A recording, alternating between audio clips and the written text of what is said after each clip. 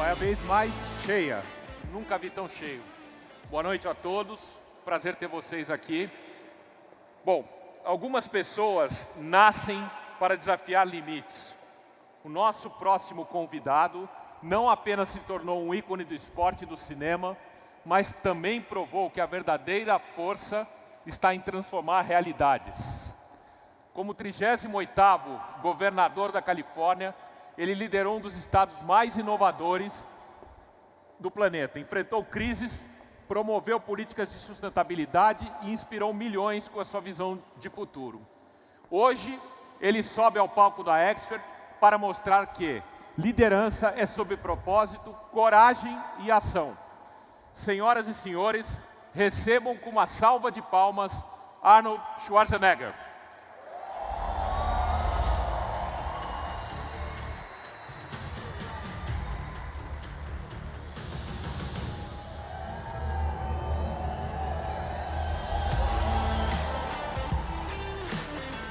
Well,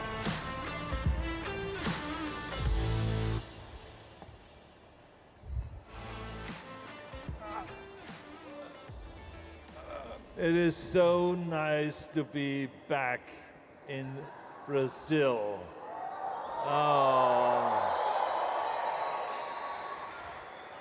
The last time I was here was for one of the Arnold Classics, and I said, I'll be back. And the Terminator always keeps his promise.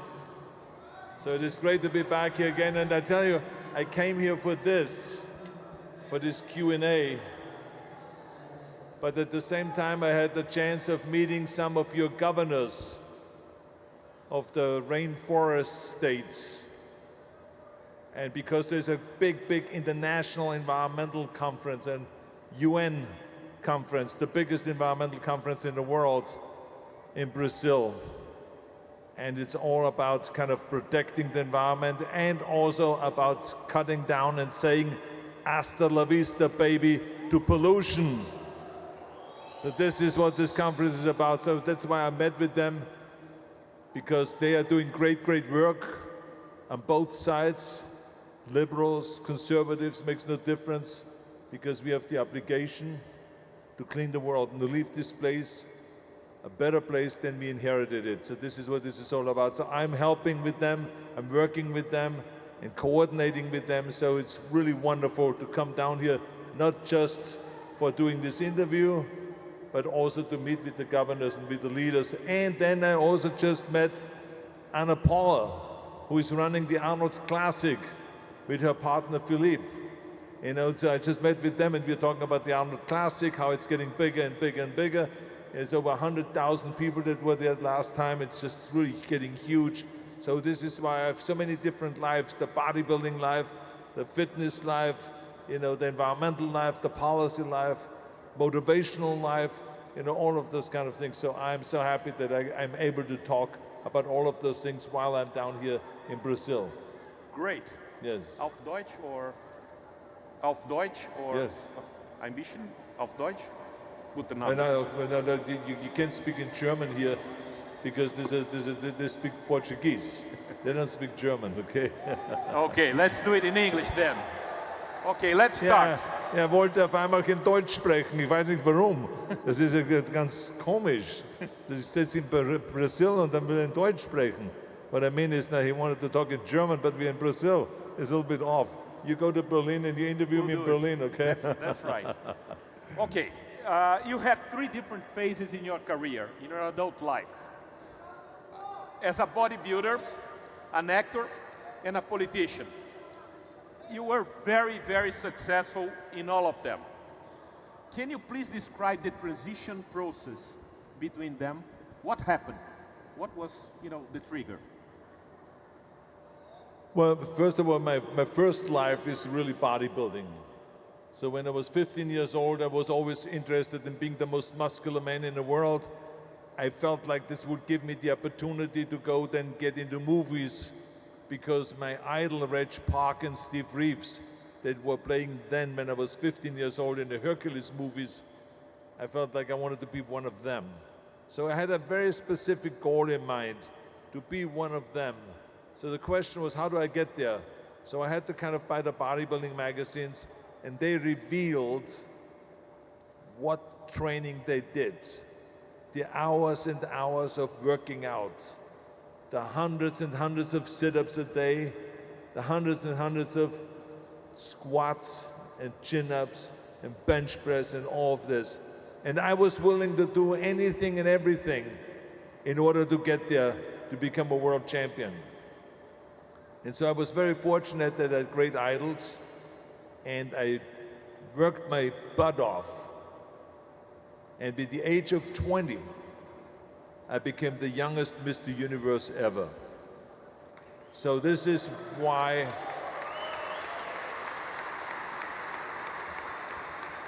and the reason why I'm telling you that is because it proved to me that when you have a specific goal in mind,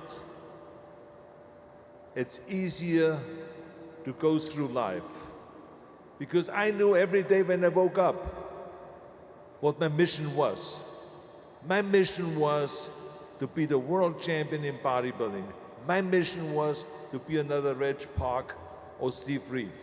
My mission was to win those trophies and then eventually retire as the best bodybuilder of all times, and then to get into the movies. And so there was a mission there, and this is why it is so important for everyone here to know that it has nothing to do with bodybuilding, or it has nothing to do with anything else specifically, because it has to do with don't ever go through life without a mission. Don't ever go through life without a goal. Don't go through life without a dream. Remember, see it, believe it, achieve it. I've seen it in my bodybuilding career that it worked. And then when I got into movies, I mean, you would love that. When I got into movies, I was finished with bodybuilding, and I said to my agent, I said, I want to get into movies now. And he said to me, he says, are you crazy? Look at the way you look. You weigh 250 pounds. He says, this is not the 60s where they made Hercules movies. This is the 70s where Woody Allen is a sex symbol. Dustin Hoffman is a sex symbol. Al Pacino is a sex symbol. These are all guys that weigh 145 pounds, and you weigh 250 pounds. You look like a monster. No way will you get into movies. Then they say, in your accent. I barely can understand you. Are you crazy with an accent like that? And then how about your name? What is it? Schwarzenegger or something like that? Forget it. It will never happen. Why don't you go? We like you. Why don't you go and become an owner of a health food store or of a gymnasium? We can help you with that. But again, I had a very, very clear vision of becoming another Reg Park or Steve Reeves in the movies. And so this is why there was no way anyone could talk me out of that, because I could see it and I believed it. So therefore I felt like if I put the work behind it, I can achieve it. And I started taking acting classes, stunt classes, sword fighting classes, English classes, speech classes, even accent removal classes. Now, of course, I should get my money back from that guy who told me that. I guess. Yes, he says. But I tell you, I worked on all of those things hours and hours every day. And then eventually, I got my first movie. I got the second movie. All of a sudden, I was doing Streets of San Francisco. Then I was going to do the Jane Mansfield story, where I played Mickey Haggerty. And then all of a sudden I was doing Stay Hungry with Jeff Bridges and Sally Fields. And then I was doing Conan the Barbarian. Imagine how lucky. Conan the Barbarian, a $20 million budget movie with Universal Studio. So all of a sudden, there I was, an international star. Everything that those agents and studio executives said is impossible, all of a sudden became possible. And I tell you, it is so much fun to do the impossible. I loved it. And that was not it. Because of my vision, it worked to go after that vision and turn it into reality. When I ran for governor, it was the same thing again. Oh, they're gonna eat you alive, Arnold.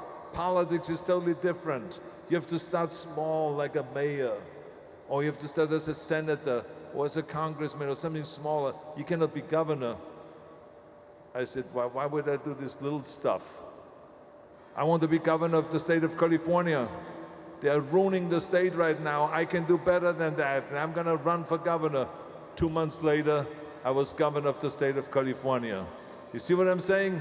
So this is why it doesn't matter if it is politics or what it is.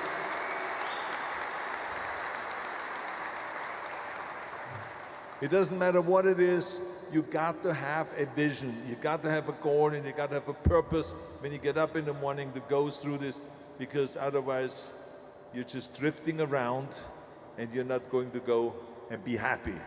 Because we are only happy if we are striving towards something. Take this very seriously when I say that. This is not just another line, but we are only happy if we are striving towards something and if there's a mission there that we want to conquer. It's no different than the guy that is standing in front of Mount Everest and says, I got to get up there. No matter what it takes, I'm going to climb that mountain. And that strive, that fear factor, that the unknown of what will happen. Will he die? Will he freeze to death? What will happen on the way up? He doesn't know. But that is the joy, to go into struggle and to fight, to go through pain and the things when you fall and all of this, but you got to make it up to that peak. It is such a great satisfaction. So this is why I want to tell everyone, go after a specific goal, whatever it is, and don't let anyone tell you no or it's impossible, because it's all a bunch of crap. Everything is possible. Remember that. Great. Thank you, Arnold. Inspiring. Think big. Go for the impossible. Well, let me talk a little bit about your core principles. Can you describe your principles? What drives you in terms of your inside? What is in your mind when you think about your principles? Well, we can talk about the principles, but I think what is important is that we have that goal. Because when you have a goal and you strive towards that goal, the joy of struggling to get there is enormous. I tell you the difference, like for instance, when journalists will come regularly to the gym in the 70s because bodybuilding was something new, so they wanted to write about. And they always came up to me and says, why is it that everyone looks dour and serious in the gym, and you always have a smile on your face? I said, because I am looking forward to the next set of exercise. I look forward to the next squat, to the next deadlift, to the next chin-up, the next push-up. I say, I'm looking forward to that because every time I do a set, every time I do a rep, it gets me one step closer to realizing my goal. So because I was on a mission. The others, they just trained and did their sets, then they walked away and they were depressed because maybe they didn't grow as fast or whatever it was, but they were not happy. I was happy. I was always happy when I was doing my training. And so this only comes from when you have a certain mission, then the work and the chores become joyful and become fun. This is why it is so important. You don't want to go and be the guy that gets up in the morning and has to go to the factory only to provide for the family, and then he goes home, and then he goes to work again the next day. 78% in America, that is, 78% of the people hate their jobs. Now, what kind of a life is that? You got to have fun what you do, no matter what it is. You got to get in there. I remember when I was in the military and I was driving tanks. I had a good time lying underneath that tank and putting the screws down and washing the tank and oiling it and all that stuff. because it was the fun to be a tank driver. And at the age of 18, they trusted me with this 50-ton tank. It was wonderful.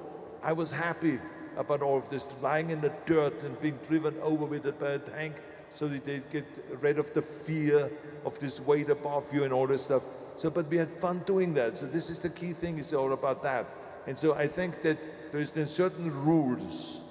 Like I always say, for people to be successful, you got to, number one, have your vision, but then you have to work your ass off. I always told this to my kids. I said, don't ever expect that anything will happen easy. I said, because that's the way life is. Life will be a struggle, but have fun while you're doing it. I said, there will be times when you fail. There will be times when you will cry. There will be times when you're down. There will be times when you're going to be negative and depressed and all of this stuff, but there will be times also full of joy. That's just part of it. The more you're willing to struggle, the more you're going to succeed. Because it's no different than pumping that bicep. The more you pump that bicep, the heavier you load up, and the more pain you experience. And then when you can't do another rep, now comes the forced reps.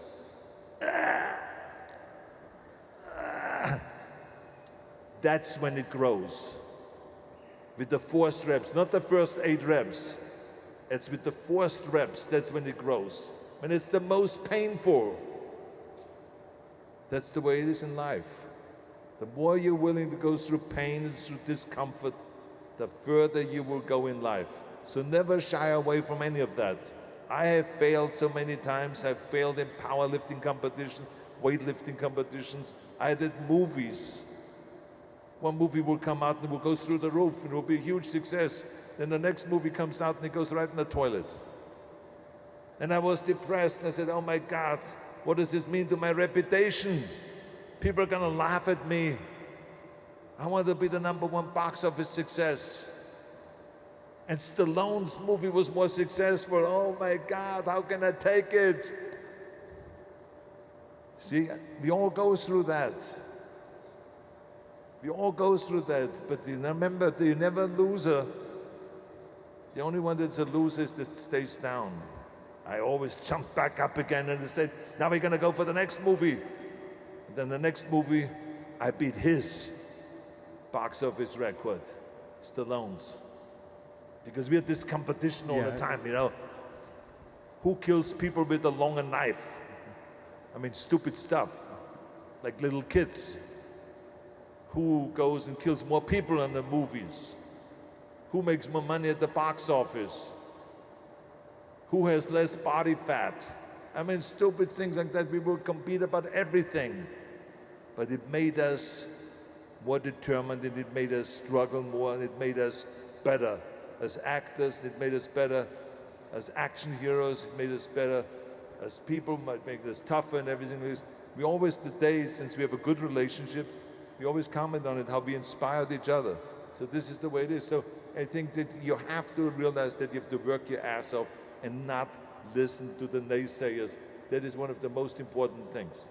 And the other, of the fourth one out of the 10, that there are, one of the most important ones that I want to mention quickly is give something back. Don't just think about yourself. I always tell people, when they write about me and they say, Arnold is the perfect example of the self-made man. I say, I am not a self-made man. My mother gave me birth. My mother and my father raised me. The teachers spent a lot of time with me to educate me. The coaches spent a lot of time to help me with soccer and with skiing and with sledding, with ice skating and ice curling and all of those things. In bodybuilding, I got so much help from trainers. So people brought me to America, the Weider brothers. I say, all of these people, then there was like 5.5, 6 million people that voted for me to become governor of the state of California. I didn't make myself governor. So was I a self-made man? No. There's millions of people that voted for me, made me governor. And guess who made my movies successful? The fans.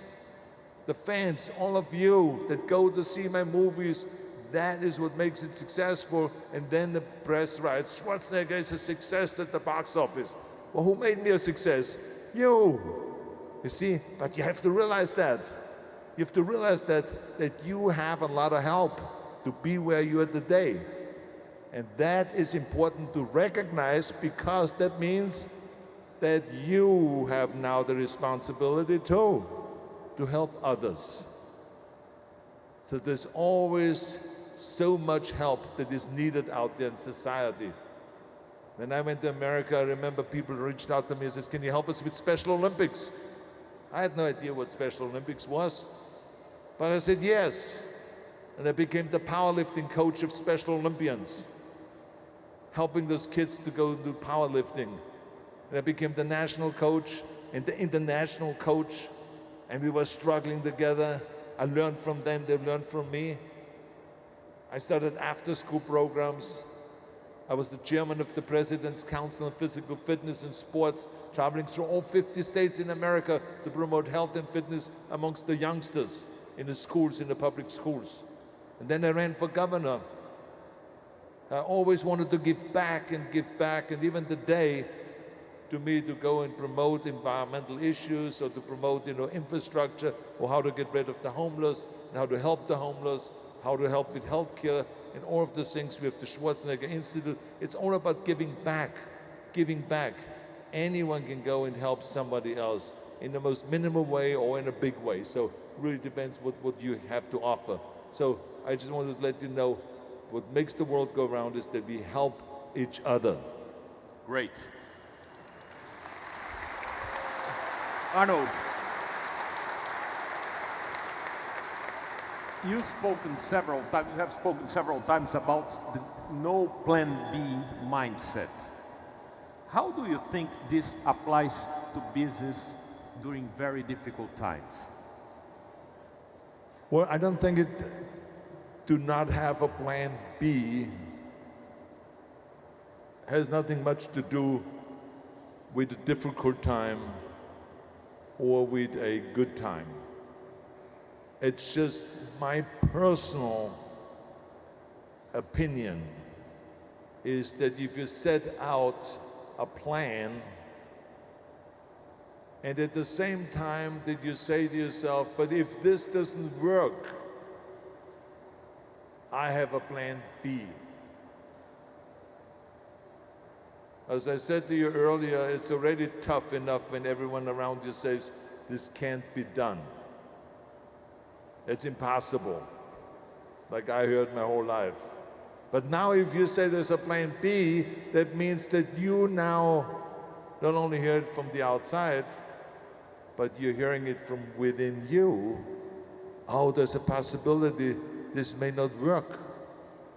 Now you start questioning yourself. How are you going to be a winner if you question your goal? You can't. If a weightlifter goes in front of a bar that weighs 500 pounds and he wants to break his record, he cannot go to this bar and bend down and say to himself, I don't know if I can lift it or not. It's not going to happen. The only way it's going to happen is if he bends down to this bar, he looks straight ahead, and he sees himself having lifted this weight already. He's absolutely convinced it will happen. That's the only chance that he can lift this weight and break his own record. So this is why I say plan B cannot exist, because that means that I'm already surrendering and I'm already coming up with excuses so that I can tell go in everyone, well, if this doesn't work out, then I have this planned. No. I personally believed always, I got to stick to my principles, I got to stick to my plan, I got to believe in my plan, and I'm gonna go all out, and then if I fail, I failed. But I'm not gonna start out with the plan by already saying, okay, but if this doesn't work, I'm gonna have plan B. So this is why I say, there is no plan B. Clear. There is no plan B. Just remember that. Great.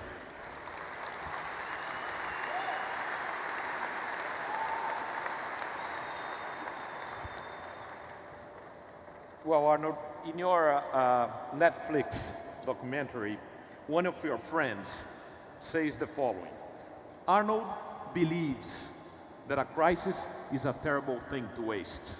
Well, we live in Brazil, we live in an emerging economy, we have crises every week or so, joking, but we had several crises. What is your advice to the audience in terms of working through crisis or managing through crisis? Well, I mean, I always feel that if there's a crisis, first of all, there's a reason why there's a word called crisis, right? Because everyone has crisis. I mean, that's just the way it is, especially if you get involved in government. I mean, when you're a governor like myself, when I was in office, I put out a fire over here and another fire starts over here. You put out the fire over here and you put another fire over here. So that's just the way it is. So you put out, fires. But I remember, for instance, in California, when I became governor, there was a major crisis. We had an economy that was going down. We had a recession, not only in California, but nationwide and worldwide. And we had blackouts. The governor couldn't keep the lights on. Businesses were moving out of the state and people were moving out of the state. And it's just no matter where you looked, there was a crisis and we were in bad shape. And that's why I ran eventually for governor. And I used that crisis to bring people together. And I was very creative because they were always fighting. The Democrats were fighting the Republicans. And those that don't know the parties, it's the liberals fighting the conservatives. Same as here. No matter which country you go, it's the same thing. And what I did was I went in there and I said, a firefighter that just died in the fire. I went to the funeral and I went to his father and I said to his father, I said, is there anything that I could do for you? And the firefighter's father said to me, please make everyone get along. We can't continue the way it is now, where the Democrats and the Republicans are always fighting and trying to derail each other. And I took this very seriously. I said to myself, this is exactly what we need to do. It's not so much that I have the Republican principle and he had the Democratic principle. It has much more to do with the willingness to be inclusive and to say to the other party, you are not my enemy. You are my friends. I want to utilize the Republicans and the Democrats. I want to bring everyone together because together we have the intellectual capacity and we have the brain power that we can solve any problem that we have in California. And with that attitude, people came together for the first time in a long time. Now it helped also that I was married to a Democratic woman from the Kennedy family. So they knew that I was serious when I say, I don't look at you as the enemy. And we worked together. We came up with the most extraordinary environmental kind of accomplishments, economic accomplishments, building infrastructure in California that hasn't been built in decades. And we did all kinds of really wonderful things. So I used this crisis to an advantage and kind of turned it around and made it so that the state of California could flourish and could gain on revenues and that people get better education, that we get better health care, less homeless, and more businesses coming back to California, and all of those things. So this is, I think one has to kind of study the crisis and to just say there's an opportunity here. We just have to think it through carefully. And this is what I told also the governors that I met from Brazil. I say, there is a crisis with the rainforest, and there's a crisis because, the parties are not getting along, and there's a crisis with your country, with America, and there's all this kind of stuff. I said, but when you have this environmental meeting very soon, end of this year, I say, take this opportunity, study it carefully, and make it blow out of the water. I say, I see great hope during this UN conference, that great things can be accomplished. I said, study the issues and really go for it. I said, you guys have the right spirit, and you're all together, left and right, everyone is together on that. Great. There is one story that I love, which is the smoking tent. The smoking tent is a symbol, right? You put opponents, different politicians, in order to talk and reach a common agreement. Can you describe what was behind the idea of the smoking tent? Well, the smoking tent, so when I was governor, there was a atrium that was out in the middle of the Capitol. There was kind of like a quarter of this hall. And I said, okay, the law says that you can't smoke inside the Capitol, which I understand. I don't want anyone to inhale my smoke. So that's why I passed all of the laws, the anti-smoking laws. Even though I was a smoker, I passed and signed all of the anti-smoking laws. Because to me, it was not about me, it was about we.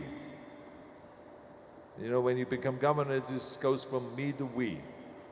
And so I felt like, the restaurants should have just the outside patio where you can smoke, but not inside. Airplanes shouldn't have any smoke inside, and blah, blah, blah, all this stuff. Government buildings, no smoking inside. So of course the Capitol had no smoking inside. So then I said to myself, but what I can do is, according to the law, it says, but 20 feet away from the Capitol walls, you can smoke. So I built a tent outside in this atrium that was 20 feet away from the walls of the Capitol. And there I smoked my cigars and I had my meetings. Little did I know that all of a sudden I got phone calls from the Democrats and from Republicans that were smokers, cigarette smokers now, and some cigar smokers. And they said, can we come down and use the smoking tent? We are smoking, but we can't smoke in the Capitol. I said, of course, come on down. So they came down, and all of a sudden I see like 7, 8 of the lawmakers, of the politicians sitting there in my tent. The jackets were off, the tie was loosened up. And I said to myself, this is actually a very relaxing atmosphere. I think that we can start doing business here. Democrats and Republicans were sitting together. So I said to them, can I ask you a question? I said, I want to rebuild California. I want to build infrastructure in California. What do you think that it's going to take? Then they all were just openly kind of spewing things and telling me what it would take. The Democrats were talking about, this is really great for labor, for the unions. They said they will get a lot of work and blah, blah, blah. The Republicans were saying, yeah, we need this because we need to bring businesses back. That will bring us more revenues. And so everyone had their own kind of little things that they were saying to me right then and there while I was smoking the cigars.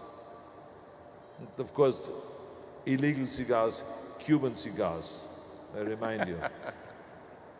So we started having meetings regularly in the tent where we could be totally honest to each other, but it was not official. No one was recording anything. And we were having discussions like that, and we got a lot done because of this smoking tent. It was not intended to become kind of a negotiating tool, but it ended up being a great negotiating tool. And so the tent, after I was finished with the governorship, the governor now, or the Jerry Brown after me, and Governor Newsom now, they're not smokers, so we took the tent down and I stored it, and eventually I'm going to go and auction it off, where the money will go do some after-school programs or something like that. But I mean, it was a wonderful kind of a thing, a historic thing, to smoke and to have all the legislators, kind of a lot of the legislators, smoke in the middle of the Capitol in this smoking tent. What a fantastic story. Yeah. Well, let's move a little bit into your business, or the business that you are in today. Before you pull the trigger, you decide to move forward with an investment, and you are very successful in investing, can you describe your checklist? What do you look in detail before you decide to move forward with an investment? Well, remember that my investments was, when I started out, was in real estate. It was like, I just felt like that I have to save a certain amount of money, which was something like $30,000, to buy a 6-unit apartment building. That was my focus. I was fixated on this 6-unit apartment building. I didn't want to buy a home. I didn't want to buy a condominium. I wanted to buy income property first. That was the most important thing. Then I found this wonderful Lebanese woman. She was little, and she was a fantastic real estate agent. Because she was a foreigner, she could sympathize with a foreigner and about saving money and putting it in the bank. We're talking about the 70s now, where $30,000 is a lot of money. But in any case, the bottom line is that she helped me find this 6-unit apartment building. And I was in there, I bought it for $240,000. And within 2 years, it was worth $400,000. But I only put in $30,000 down payment. So I don't have to tell you how much money I made on that, right? But I didn't take the money. When I sold it, I traded it up to a bigger apartment building, to a 12-unit apartment building. So therefore I didn't take the money, I just used that gain, and there's the down payment. And so there was no money made, and the IRS didn't ask me for the taxes or anything like that. So now the 12-unit apartment building, 2 years later again, I moved it up to a 36-unit apartment building. And then eventually the 50-unit apartment building, and then eventually had hundreds of apartments all over Los Angeles. So this is just what happens when you have a really, again, a clear vision of what you want to do, and where I did not take any money out of the investment ever, because I felt like I have to work to make the money. And so it forced me into really working, but it gave me the security so that I didn't have to go when I was in my movie career and someone says to me, "You have big muscles, Arnold. Why don't you play a bouncer in a bar in this movie that we're doing?" I said, I don't see my career going in the direction of becoming a hero if I play a bouncer. I said, no. So even though I was offered some good money, I could turn that money down because I had the financial security with my real estate. So that was the idea. And that's exactly the same thing that I'm teaching my children today. My children all invest in real estate, and they're all involved. They own real estate, and they're building their real estate portfolio and all this stuff. So this was kind of like my expertise, eventually into office buildings. Then I started building office building. Even the office building that I'm in today, I built in the 80s. And so I was very, very successful, especially when we had a high inflation rate, where everyone was complaining in America about Jimmy Carter. He was president in the late 70s because he created this enormous inflation rate. But someone like me benefited from that high inflation rate because the real estate just went going up and up and up, and I kept selling and selling and made a really great, great profit because of that. Thank you very much. Moving into legacy and future. If you could go back in time to the Arnold of 50 years ago, what would be the advice to the old Arnold, to the Arnold when you were young? You know, I would not really change anything, because I really felt kind of like I had my head screwed on the right way. I had the basic principles of a foreigner, an immigrant that felt like welcome in America, and that knew that the only way I would make it is through hard work, and I was willing to do that. And I made the right career moves, I sometimes made mistakes, but you know, you have to learn from the mistakes, so I wouldn't even erase that. You know, I think that my only regret is my personal level, that I failed in my marriage. So that is a failure that I feel like that's the only thing I really regret, and I would have done definitely differently. So that one I care about, because you know, I had the most wonderful wife, and I have the most wonderful kids. And we just yesterday night celebrated birthday of my daughter Christina. She was 34 years old, and my wife was there, and you know, the other kids were there, her siblings were there, and all, we had all a great time. So we always celebrate those things together. We have a great relationship, but it was a definite screw up on my part, and I ruined that marriage because of my doings.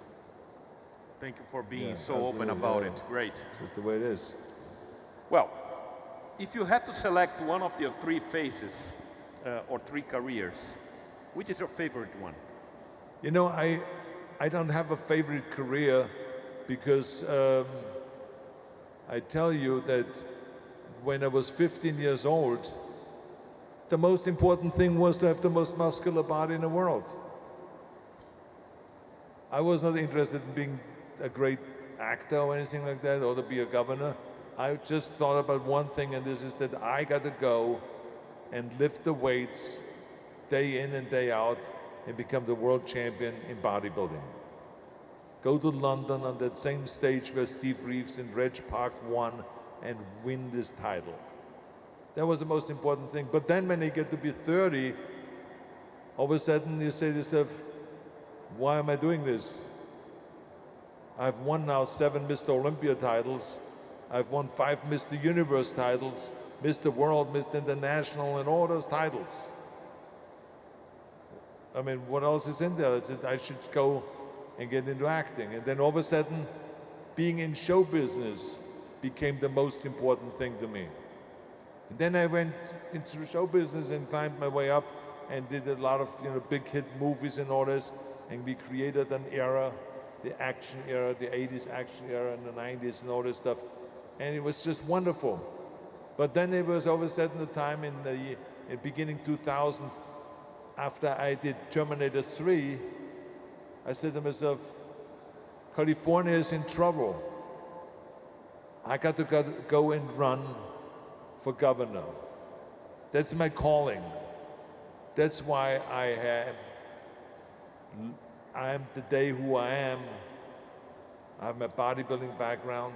I learned about discipline, about visualization, and I know how to entertain, and I know how to captivate the audience through my acting practice and training. So I know how I can give speeches to convince the California people to go out there and to convince them that I can lead this state. So I was 100% sure. And I did that. That became the most important thing then.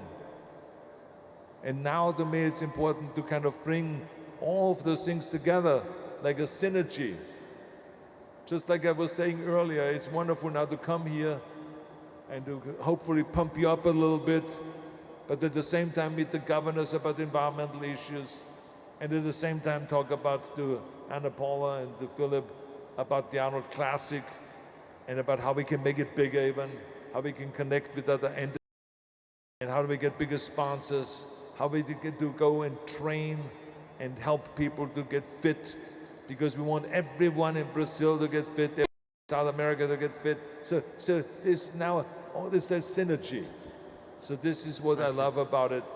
And besides that synergy, I also want to kind of talk always about some universal issues, which is like, for instance, how do we become more inclusive? To me, the most important thing, and one of the things that I learned as a kid, because I had the right trainers around, was to be inclusive. Didn't matter if you were a Jew or a Catholic, a Protestant, or an Asian or black person, or a woman or a man. It made no difference. Everyone has to be treated the right way and the same way. with respect. And you have to make an effort to bring people together, because social media is so much about driving people apart. Social media is the evil. And that's why I say that people should watch out and not spend that much time on social media and on your machines, because when you see that you're spending 6 or 7 or 8 hours a day on your screen time, that could be 6 or 7 hours that you could put in yourself, to improve yourself, rather than to read about someone else. So someone was asking me the other day, I was doing an interview for GQ magazine about masculinity. They said, how do young kids today that are so in trouble in the world, how do they become more muscular, and how do they become more masculine? And how do they more feel like welcome in the world of man? And I said, definitely not on a machine. Definitely not looking at that screen. That's not how you become a man. That is not how you're gonna get any help. You get help when you go out and you work your ass off. You go out and you have to set a goal for yourself where there's tremendous danger involved and risks. And then you go after that because it makes you feel good. And I said to that person, I said, and by the way, what I say has nothing really to do, because I don't see a difference between men and women. I say these principles all apply to both. It doesn't, to me, I'm not worried about, what is happening to the masculinity and what's happening to the boys today and all this stuff, because I don't feel threatened by women. I never felt like that there was one single job that a woman took away from me. I say I always hailed great performances by women. When I was governor, I was surrounded by women. My chief of staff was a woman. My secretary of education was a woman. I mean, all these people, judges and all this stuff. I had the record as the governor to hire more women judges in California. Because it doesn't matter, I never was threatened by that. I think it's fantastic. We got to find harmony and work together. That is the most important thing. So anyway, I just want to let you know that the key thing is always that to have those kind of principles that I was talking about, keep working, have a vision, and strive after that, give something back, and don't listen to the naysayers, and all of those kind of principles. This is really what works. Fantastic. Thank you very much. Absolutely. Well,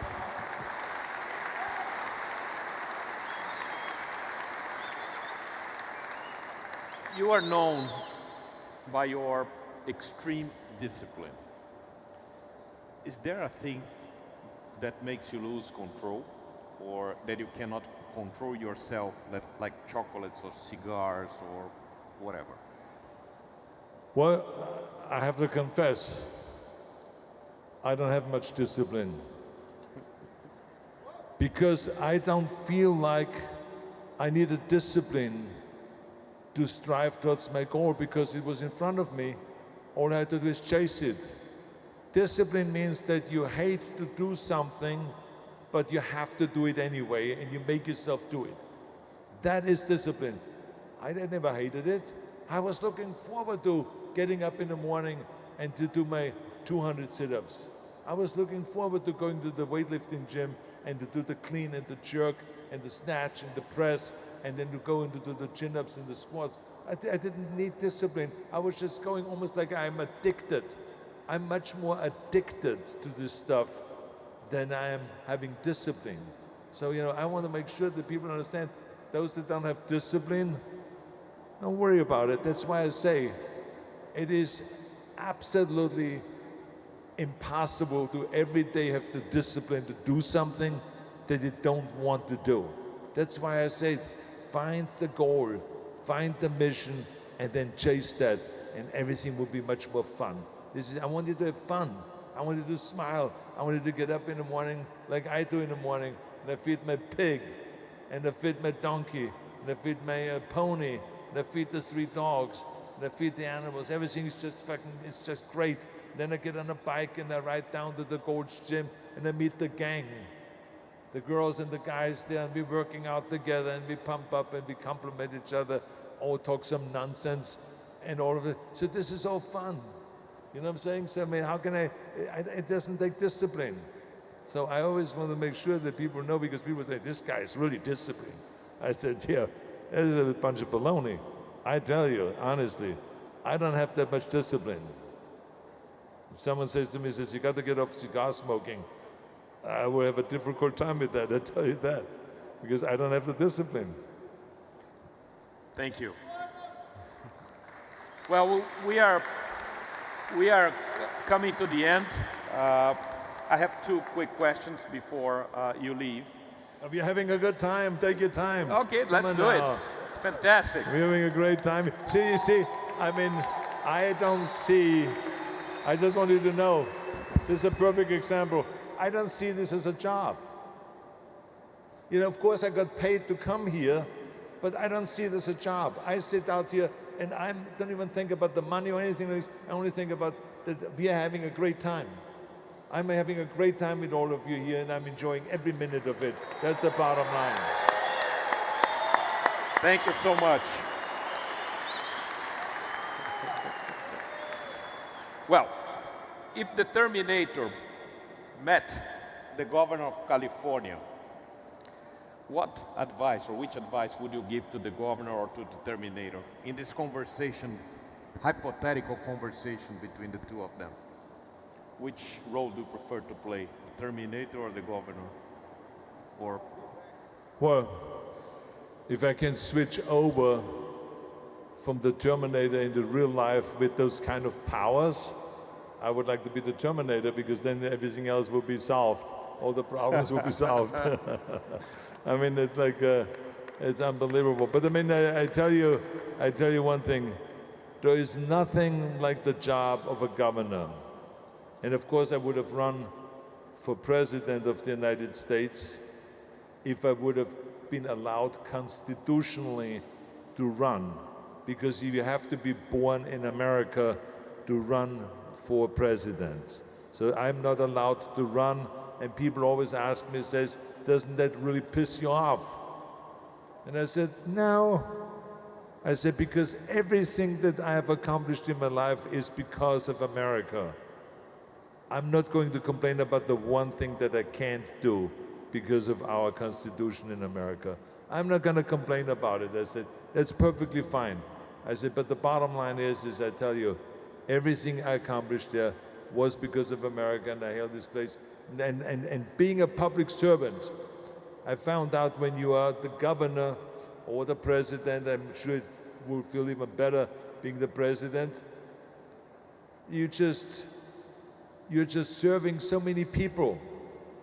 You're serving the people, you're the public servant. It feels so good when the life is not about you, but about we, about us. How do we make it a better place? And then to adopt the principles of not being a party hack, you know, where you kind of serve the party, the political party, but to serve just the people and to forget about the party stuff and then just be a public servant. That's what I wanted to be a public servant, and the ultimate goal is to serve the people. End of story. Fantastic. To do good, to make it happen, right? Okay. One final words to the audience.